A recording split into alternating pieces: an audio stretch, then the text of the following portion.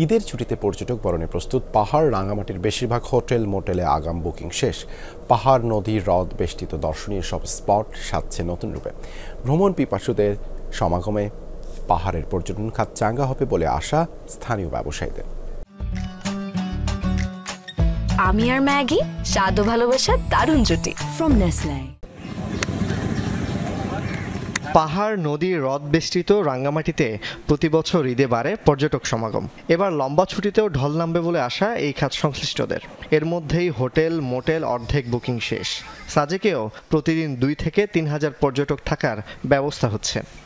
রামাদানের পরবর্তী মুহূর্তে আশা করি আমাদের ভালো একটা কিছু আশা করতেছি। বুকিং রেসপন্সগুলো ভালোই পাচ্ছি আমরা। গত একটা মাস আমরা আমাদের যে ঘাটতিটা ছিল, ইনশাআল্লাহ আমরা এই লম্বা ছুটিতে সেটা পোষায় নিতে পারবো। টুরিস্ট ভাইদেরকে উৎসাহ উদ্দীপনার মধ্যে দিয়ে সাজেকে বেড়াতে আসার আহ্বান জানাচ্ছি।